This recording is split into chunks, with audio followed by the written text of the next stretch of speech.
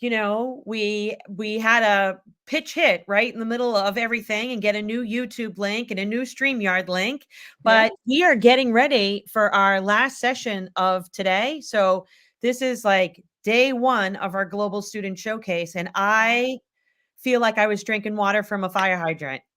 Yeah, I wish I had kept track of how many countries we visited over the course of today, right? I mean, we were all over the world. You know, we Yes. had Africa, we had Sri Lanka, we had Canada, we had several states in the States here, we had Mexico. I mean, we were all over the place, the UK. We had different languages. It was really Canada. That was, yeah, it was just wonderful. Yeah. So now we get to end uh, the day with Mr. Gainey and his students This is going to be and great. in Florida. And so I will pull them up and Mr. Gainey, I know they're on it's on. Oh, you're not on mute. Hi, There Mr. he is. Gainey. Hello. Hello. I'm not going to talk much, but the students have this all ready to go. And so we're just going to sort of jump right in. Okay. Hi, everybody. I'm so excited to be here. And I know that they are. We'll go behind the scenes, Mr. Gainey. Yes. And We're excited so to learn with you. there will be a point where I will be migrating outdoors. So at some point during our presentation, while a certain part of it is being delivered, I'll migrate outdoors and we'll actually finish the broadcast outside. Okay, perfect. All right. Let's go ahead and start whenever you're ready. Action. Hello, I'm Bradley Buckley. And I'm Maxwell Park. Welcome to our broadcast, Getting Our Hands Dirty. We'll be showing what we have learned and done in Mr. Gainey's gardening class, such as germination, mini greenhouses, peat moss, hydroponics, and propagation, as well as composting, transplanting, pruning, and harvesting. Also, this broadcast is sponsored by our upcoming daily farmers markets in May. And without further ado, we will proceed to our first segment, germination with the mangoes.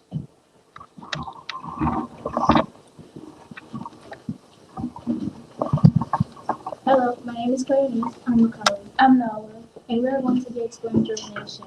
Germination is a particularly important stage in the plant cycle, but what is it? Germination is the process where a plant develops from a seed to seedling. This stage of plant life is extremely significant. How a plant develops is affected by the germination stage. If a germination is successful, the plant will grow well. The health of a plant is determined by the germination stage. For a seed to germinate, the conditions must be suitable. For example, the temperature must be low. There needs to be sufficient water and carbon dioxide. Plants also need enough light to germinate. Additionally, there are many other factors that affect the germination process. However, it should be noted that different plants germinate at different times. Some plants may germinate sooner than others. This part of the plant's life is crucial. It determines if the plant will be healthy, and several measures should be taken to ensure that a plant will germinate. Next up, peat moss being discussed.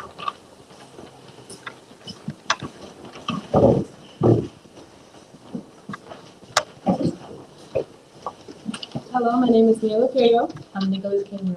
I'm Valerie Figueroa. And today I will be talking about peat moss. Have you ever heard of peat moss? Peat moss is a large absorbent moss that grows in dense masses on boggy ground, where the lower parts decay slowly, forming peat deposits. Peat moss is widely used in horticulture, especially for packing plants and for compost, also called biomethane. We use peat moss in the classroom as one of our bases for our terrariums. There are many more widely used resources for peat moss. Some countries have even used it as an energy source to power trains. There are many interesting facts about peat moss, and let us show you some. I will be giving examples of ways to use peat moss. There are many ways to use peat moss. One of the most famous and my favorite ways is the terrarium. Peat moss is very useful in the terrarium because it keeps the soil moist. Peat moss have a lot of benefits and privileges. They adapt by developing a dark correlation, and they are in threat due to human activities such as drainage and horticulture. And they have unique life cycles. They may seem small, but they're actually very fascinating creatures. And they contribute a lot to our ecosystem. They belong to some small families. They're normally found in marshes. This is all for today. Thank you. Now, next is my classmates Julian and William. Thank you for listening.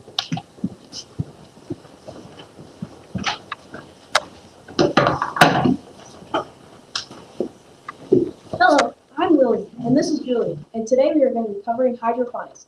But what is hydroponics?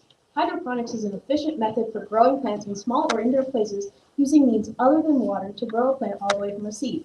Hydroponics works because the nutrients that are usually gained from the soil are still applied by the water, allowing it to grow without soil. Some benefits of hydroponics are that it makes it easier to control the plant's environment as it grows, like how much light it receives. Also, there's no mess from the soil when harvesting, which lowers the risk of the fruit or vegetable from getting disease. We mainly use hydroponics to start plant growth since you can fit many seeds into a small space. However, you can still grow plants all the way to harvest using this method. Now, William will show you how to practice hydroponics at home.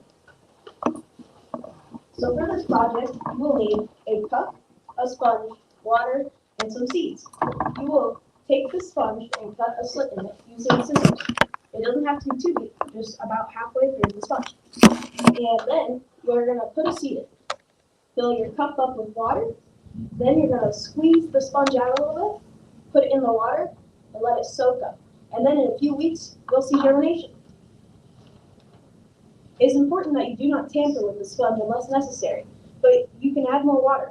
If you do it all right, then you'll see germination. This should only be done for the germination of the plant because of the size of the pot and the size of the sponge. But you can transplant it into your own yard. Just because it started using hydroponics doesn't mean it has to be a fully hydroponic plant throughout its lifetime. Thank you, William. Now we're going to show you the hydroponics machine that we have.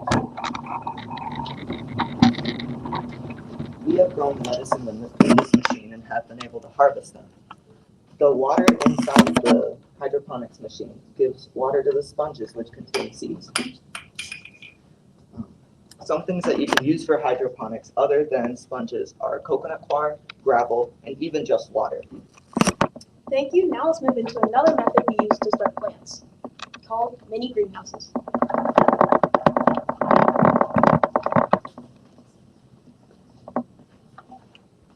Hello, my name is Jackson. And my name is Brian.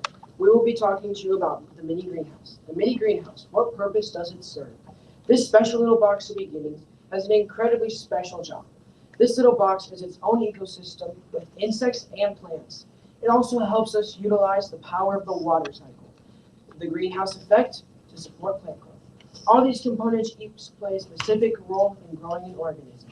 The insects in the mini greenhouse are not just some little pests. These insects, which are gnats, play a significant role with the soil in these boxes. Gnats have a relationship with all the components in this greenhouse. The gnats are the one thing that help fertilize the soil. These little bugs help produce enough nutrients for the soil for it to benefit the plants. You may think that it would take long for those nutrients to be produced, but these creatures are so tiny that their digestive systems work so fast that these gnats can produce enough nutrients for the soil in just one singular day. These nutrients come from the feces of these gnats. These gnats take the nutrients from the mini greenhouse and then give it back through their digestive systems.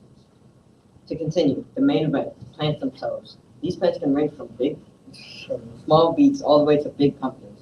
You see, young plants are more sensitive to conditions than grown and mature plants, so taking proper care of them is important for growth and eventually reproduction. This is where the mini greenhouse comes in, containing the right conditions to ensure swift and healthy germination of plants. And now let's talk about the water cycle. Plants release excess water in the form of water vapor through transpiration. Then the mini greenhouse traps this water vapor, which will eventually transform the liquid water to condensation, which will go back to the plants. This helps us use water more efficiently by using the water cycle and turning on the water every single day. To end off, the greenhouse effect, the most significant event. The greenhouse effect is the process of heat being trapped by greenhouse gases. The mini greenhouses trap gases like carbon dioxide, which plants need to perform photosynthesis. These gases act like a big blanket over the plants. The trapping of the greenhouse gases increases the temperature, which can counter the cold, so the plants stay nice and warm and cozy inside their bodies. Now we will move on to Gabriel and Yaya to tell us about the next step promoting plant growth, composting. Hello, ladies and gentlemen. My name is Gabriel. Today we are going to be talking about composting. Composting is the act of putting organic materials such as fruit peels, cardboard, and others into a place where it can break down and turn into fertilizer, which is a material that boosts nutrients in the soil for the plant to consume. Some examples of what should go in compost is dry plants, newspapers, and leaves. Some examples of what shouldn't go in compost is glass, plastic, and aluminum foil. Composting is essential for your garden and can enhance your garden tremendously. Keep watching until the end to learn all about composting. Compost gives plants nutrients that are vital for a plant's growth. There are around 17 of them, but the main 6 are nitrogen, phosphorus, potassium, calcium, sulfur, and magnesium. All those are most vital to a plant's growth that compost gives them. As Gabriel explained, compost is a process of putting organic materials into a thing like a compost bin and shaking it around, make sure you shake it nice, and make sure oxygen gets to it so you're able to, so the compost is able to start decomposing. But there's something that most people wouldn't know about compost. There's things called browns and greens. Browns are stuff like wood, and other stuff of that nature that are rich in calcium. Greens are grass clippings, vegetables, not fruits, and things that are green, hence the name. And what browns and greens do is they make your compost bin not have a foul smell. And good compost doesn't really have a foul smell. That's really all you need to know about composting. So now go indulge yourself into the next topic, transplanting.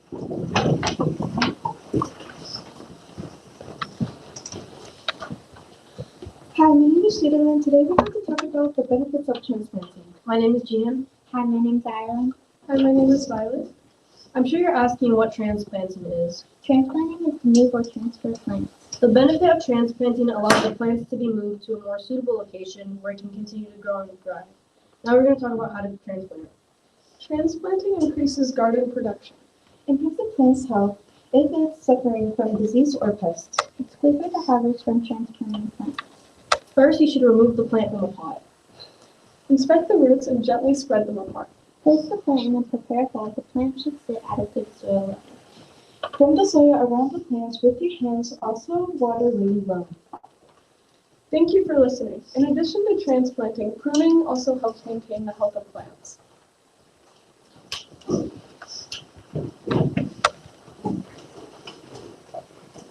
Good afternoon, and I'm Adrian, and I will be talking about pruning. Pruning is especially important. It helps keep the plant healthy in its growth. What is pruning, you may ask? Pruning is the process of thinning and cutting away overgrown or dead branches from plants. It serves multiple purposes in gardening and agriculture to promote better food production. Pruning plays a crucial role in maintaining plant vitality. There are several techniques from pruning, including thinning, heading, and rejuvenation pruning. Thinning involves removing entire branches, improving air circulation and light penetration, while heading targets specific areas to encourage new growth. Rejuvenation pruning, on the other hand, involves cutting back older branches to stimulate fresh growth. Now that we know what pruning is, let's find out why it's important. Pruning is an essential for the plant's health and productivity. By removing dead or diseased branches, we prevent the spread of disease and promote overall plant vigor. Proper pruning also allows us to shape plant's direction and desired direction and maintaining the plant's integrity. Pruning requires careful consideration of plant species, growth pattern, and seasonal factors. It is a skill that one master can transform a garden or orchard into a flourishing oasis in green and bountiful. That is all I have to say about pruning. Thank you for listening. Now moving on to harvesting.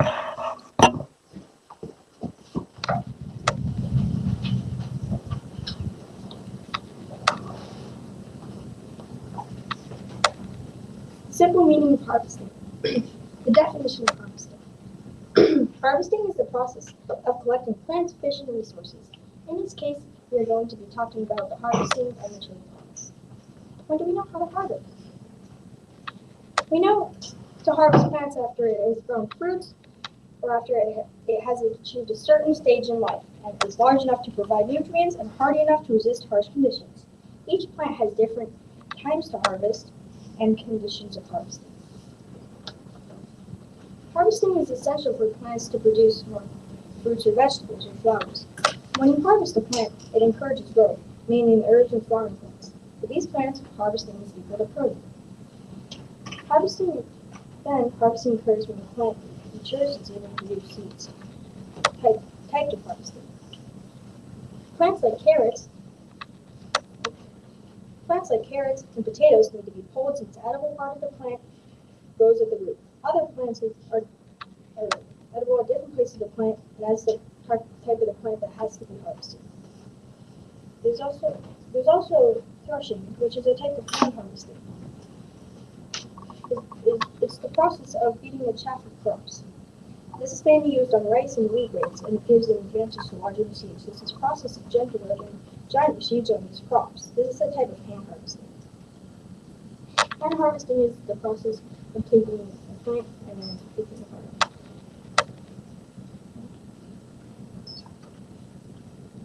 We've grown many crops in class and harvested them, such as peppers, tomatoes, and potatoes, just to name a few. On to the next topic.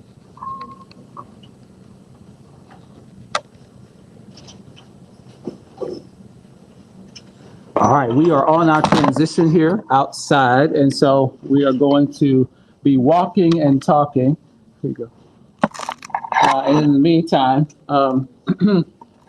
you're going to get a chance to see what's happening outside, as well as hearing from our remaining students as we complete our broadcast today. So we're going to walk and talk. Once we get out, you get a chance to learn about our next segment.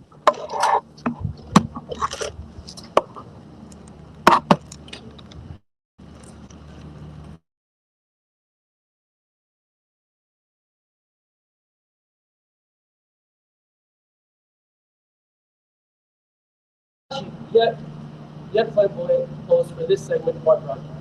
And for our broadcast, we'll be talking about a rather surprisingly unknown topic, plant propagation. Some of you viewers might be wondering what propagation even is. Basically speaking, it is the reproduction of plants by planting their cuttings. But not just any cuttings, it's the cuttings from a plant's node. Of course, knowing where a plant's node typically isn't common knowledge, but a plant's node is a section of a plant located on its stem that's known to connect many other parts of the plant. The first thing you have to do when attempting propagation is cut off where the node of the plant is. After that, all you have to do is plant the node you cut off like you plant a regular seed. That's actually not the only way to plant a node, however. One other way that I personally think is pretty cool is through hydroponics, which you can see it's demonstrated right here. Hydroponics is propagation. You actually probably heard of this from some of our other classmates earlier in this broadcast. Adding on, there are also some other ways to grow a propagated plant at an advanced rate. The product mycorrhizae, spelled mycorrhizae, is a great example of that. It's kind of like creatine, but for plants instead of your gains. Also, surprisingly, you can also take other parts of the plant to another, and if you go off of that, with that officially concludes our segment of propagation. We hope you enjoy. Wow. We're going to maneuver over to our next location and then hear from our next.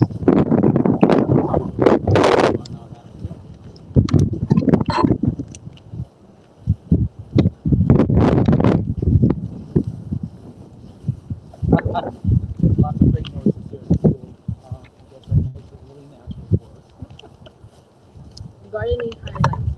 Without gardening is an important life skill, and most foods wouldn't be a thing.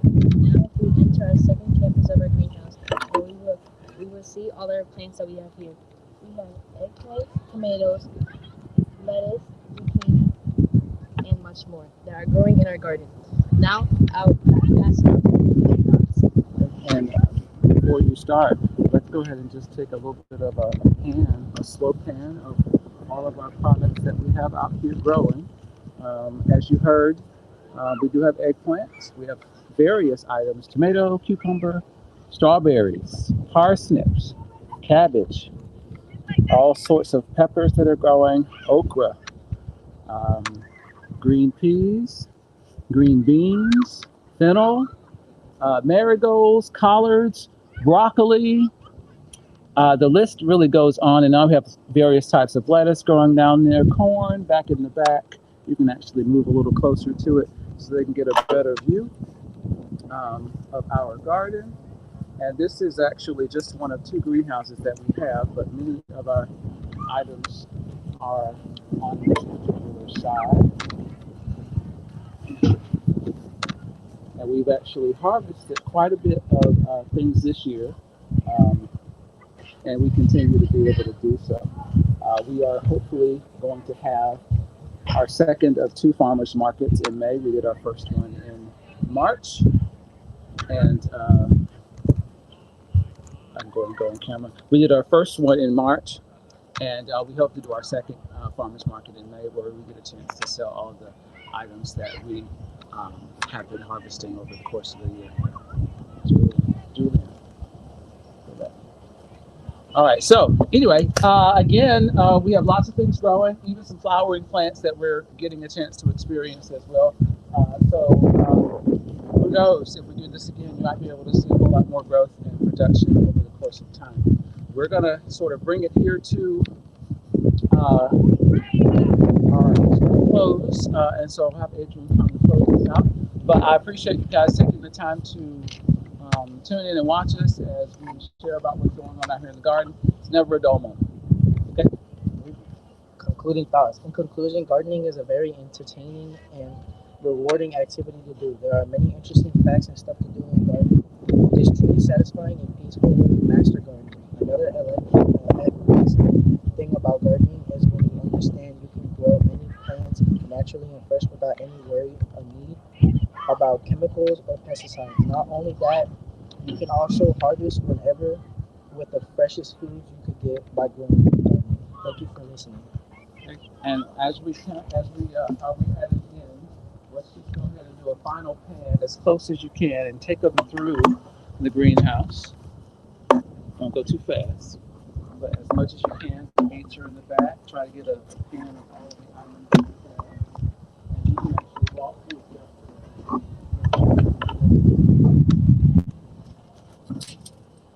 Watch the hose as you're going.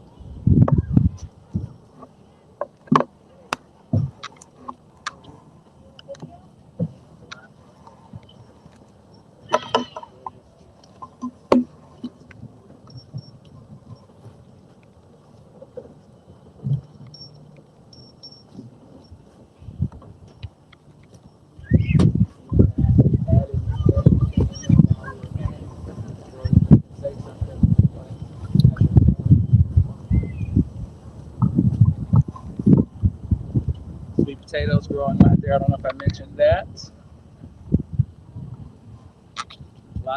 Lots of things going on here. Just a full green greenhouse. Go ahead and put the camera back on for a second there, Willie. Just wanted to point out, I don't know if you can see this, but this is a bag of various vegetable items. Instead of throwing them in the garbage on the other side of the campus, we have a compost tumbler where we're able to take leftover items that are not used from our cafeteria and add them to our compost tumbler, creating what will be nutrient-rich soil that we can then pour back into the various items that you see out here in the garden to enhance their productivity over time. And so we've been doing that for quite some time, and we've been witnessing the natural breakdown of items. Sometimes the odor that was mentioned earlier in the broadcast on the composting segment, but ultimately we are recycling those things and hopefully helping to make the world a better place in more ways than one. Again, thank you so much for taking the time to listen to our students, to hopefully something they said spark some interest. Maybe you'll be able to plant a garden at your school, or maybe you'll be able to institute a garden at home based on the things that you've heard and learned through this presentation. So thank you, Mary Alice. Thank you, Eugenia. Thank you, everybody that's watching, and tune in again soon. Thank you for listening. Yeah, Mr. Gainey, we'd Yes. love to know. This was incredible. I mean, I'd love to know that your gardening course, is it like, does it last all year long? Tell us some specifics about that, because I in the background I was thinking everyone deserves to be able to have, an opportunity to learn this way. So this is, I believe, the first year at my school that we've been able to have a gardening class offered. And as I understand it, there was so much interest in gardening that I have 2 sections of gardening. And this has been an all-year thing. And the beauty of that is obviously we get to experience all the seasons. Sometimes the wind and the rain and the cold. And so there obviously have been setbacks, as there are in any garden. So we've experienced all of that. We've learned that maybe some plants don't thrive in cold air. Some plants don't like wind and the stems break. But I think the fact that it happens all year gives them the opportunity to understand plants better, because they're out here essentially getting their hands dirty. And I love the idea about the farmer's market too, that you then get to go to a farmer's market and sell what you've grown, and the whole process of the composting. And what about this is active learning?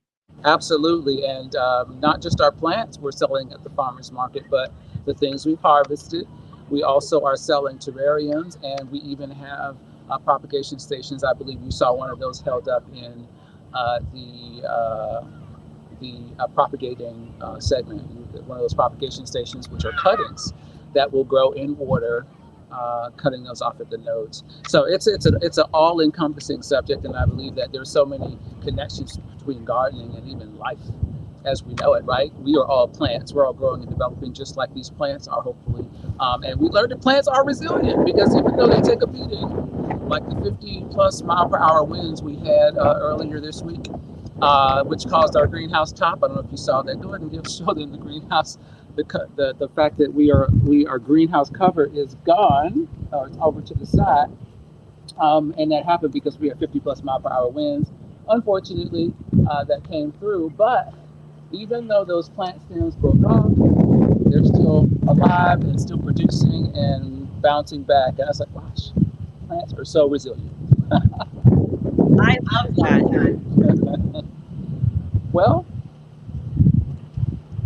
I love it. Here's this Frank Moody. I love this real life challenges, and I love how you connected it back to like plants resilience. We're plants. It's growing, changing. This willingness, right? Despite conditions, we can still grow. yes, absolutely. And I keep talking about this already because it interests me. The camera down here. I don't know if you can see these right here. Can you see these are sweet potatoes, which is a root berry, obviously.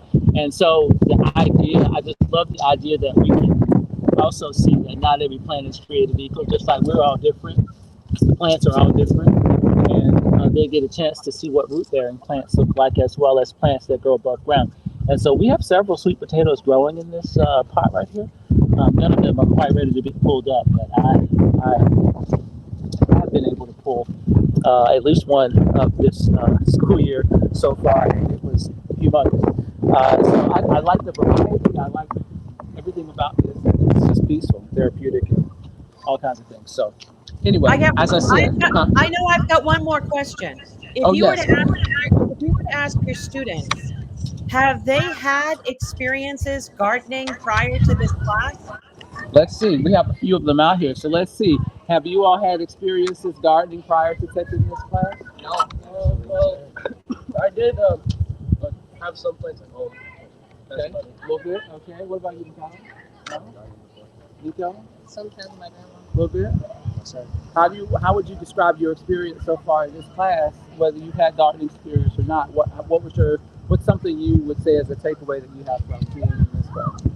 I'd say it's very enriching being out here gardening, being able to see all of these plants grow, and really all of our hard work paying off in the end. Okay. And so was that without disappointment? No. Tell us about what happened on the other side with your radishes. Well, on the other side, we've had some pest problems, and sometimes one of those costs of gardening is maybe a rabbit or a bird eating away at our plants, and that's exactly what happened. It was pretty sad to see them all go, but that's just one of the costs. And so give and take. Anybody else have a takeaway? You want to share? Good? Okay. All right. Well, yeah, sometimes you experience those setbacks, but the good thing about farming and gardening is plants are resilient. They'll grow back. And so we figured out a solution to the problem and we're able to execute that in order to make things better next time. So That's lovely. Lori, you want to jump in and your concluding thoughts on this? Yeah, this was wonderful. I always learn something new when I get to spend time with you, Mr. Gainey. So this was absolutely amazing. Your students are doing great. I need some help. We're up in upstate New York. We still have snow on the ground, so oh gosh. we're not ready to start digging in the soil yet. But as soon as we are, we'll definitely have to compare notes to try to get some things growing our way as well. Absolutely. And I would give you a strawberry, but I can't. I guess I can't send it to the screen. So Right, absolutely. Well, I'm thankful that you would send me a virtual one. So it's all good. Terrific. Well, thank you so much, Mr. Gainey. This was, we've been on this journey together. I know we get to co-present, actually, the three of us, plus some, right? At yes. FETC. I'm excited about you bringing gardening to FETC. Woo-hoo. You've got some students on here too, by the way, that have been giving out some great shout outs to you, Oh my and gosh. students as well. So, Well, maybe anyways, I can maybe I can bring some of my students to FETC with me. Wouldn't that be awesome? that would be really fantastic. We would love that. Absolutely. Oh, so, okay. Well, thank you so much for joining us. Enjoy the rest of your day. And Lori and I will just finish it up, Mr. Gainey. Outstanding. Thank Thank you you. again. All right, perfect. Oh, Lori. Wow, what a day, right? What a day between we started out with an earthquake before we went live. We did. And that kind of, the world was shaking. And look at all these sessions that literally are making such positive ripples and an impact, not just in their community, but spreading, beyond their community. Yeah. Hard to believe we started with an earthquake this morning, right before we went live with Texas, right? So we had an earthquake. I think they said the center was in New Jersey. I could be wrong, but it was felt all the way out by you and even up here into the Adirondacks a little bit. So we definitely started that way. But we started with Heather, who was amazing, with her students and sharing how they were using Window. And we took it outside at the end. We got to see a beautiful sunny day in Florida and an entire garden. I mean, you can't ask for a better way to learn than what we've learned with all of these different classrooms today. Oh my gosh. And Frank Moody, listen, I have to pull this up. Yes. We're these just being able to shine the spotlight on others, right? That is the stuff that moves the world and in positive ways. And so we're doing something different. Last year we went live every single day. We did a session every day. And then we just decided we were going to try to do it like the 4 Fridays. And then Earth Day happened to be a Monday. So we did a little switcheroo.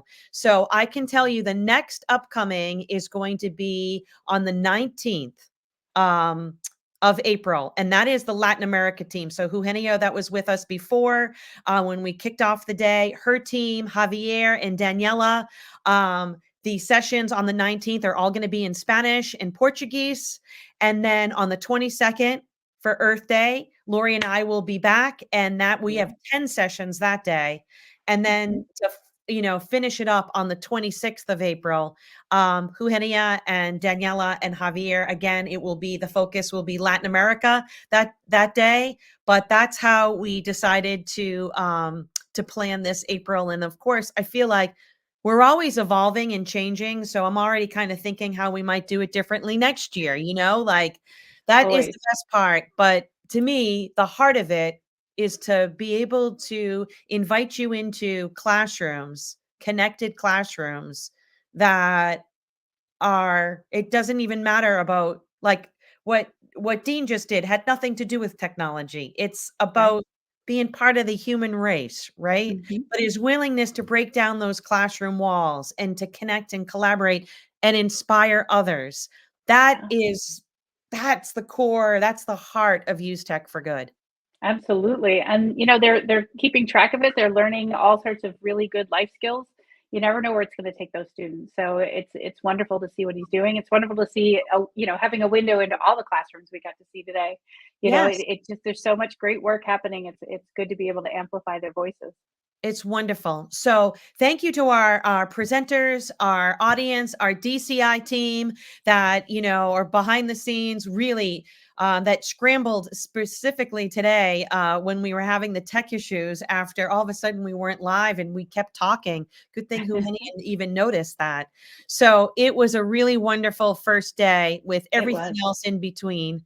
And we look forward to a month of continuing our other 3 days where we get to continue to spotlight and celebrate and showcase the amazing things that are happening in classrooms around the world.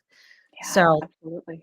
Well, have a wonderful weekend. I cannot wait for the next one. This is going to be just an amazing month of amazing students doing amazing things with their educators. So well, it'll be great. before we go, you have 2 special in your district. You wanna give them a shout out? 'Cause Yeah, we have a couple. Well, 3, we have one. actually 3, I think. We have 3 that are going to be on the 22nd, but I think you're going to have Amanda Braheny during one of the Latin America ones too. So we have her as well, where she's doing some things around clean water and sanitation. Then we have 3 that are going to be on the 22nd. One is doing something with fairy tales, where they have third graders that are creating businesses around, around the fairy tales that they learn. Then we have some other environmental ones with live cams and some video footage of animals that live in our own backyard and such. So it's going to be a very busy, very exciting experience with our students to see all the things that they're doing. So I'm excited. I'm going to be in the district that day, so it'll be a whole new experience. You'll kind of be like Mr. Gainey. You'll be moving, right? You'll be I will moving be, yes. with your tech. So that'll be really That's right. great.